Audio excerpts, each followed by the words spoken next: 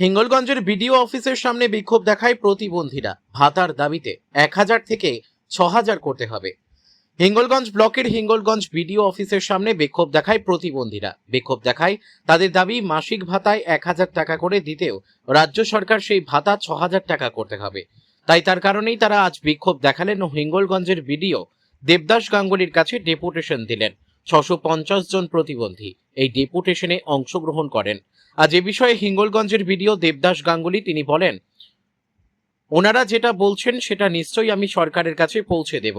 যেহেতু সবার ভাতা বাড়ছে, সেই ক্ষেত্রে জীবনযাত্রায় ওরাও চাইছে যে ওদের ভাতা বৃদ্ধি হোক।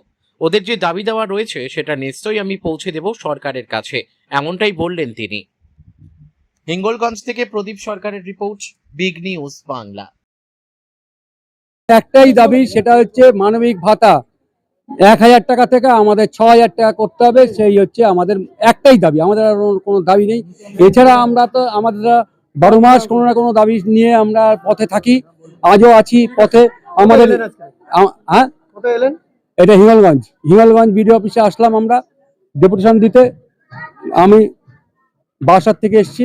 এখন আমার নাম শ্যামাপদ নন্দী, আমি পশ্চিমবঙ্গ রাজ্য প্রতিবন্ধী সম্মেলনের জেলা কমিটির সভাপতি। এবং ডেপুটেশন বলতে তাদের কিছু দাবি দেওয়া আছে যেগুলো সরকারের কাছে পৌঁছে দেওয়ার জন্য ওনারা একত্রিত হয়েছেন, এবং ওনাদের আরো কিছু ভাতা সংক্রান্ত ভাতা বৃদ্ধি সংক্রান্ত দাবি দেওয়া আছে। 1000 টাকা করে পায়, সেটা আরো বেশি হলে ওদের ভালো হয়, কারণ কি জীবনযাত্রা দিন দিন খরচ ব্যয় সব হয়ে যাচ্ছে। ওনাদের সবারই হয়তো ভাতা বৃদ্ধি হচ্ছে, ওনাদেরও দাবি আছে সেই ভাতা বৃদ্ধি করা।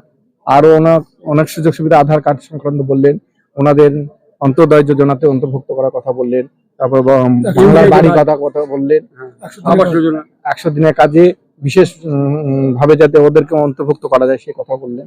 এইগুলো আমরা সরকারের কাছে পৌঁছে দেবো, আমরা ঊর্ধ্বতন কর্তৃপক্ষের কাছে পৌঁছে দেবো। তারা যথোপযুক্ত আমাদেরকে নির্দেশ দেবেন, আমরা সেই অনুযায়ী কাজ করবো। প্রতিবন্ধী ভাতা যাতে বৃদ্ধি পায়, 1000 টাকা থেকে 6000 টাকা পাই। আর যারা নূতন ডিভিশন জমা দিয়েছে তারা যেন ভাতাটা পেতে পারে ভালোভাবে, এই দাবিতে আমরা হিঙ্গলগঞ্জ বিডিও অফিসে এসেছি। ও প্রতিবন্ধী ভাতার জন্য এসেছি। আমার নাম মমতা রানী জোদ্দার, গ্রাম সাহেবকালী।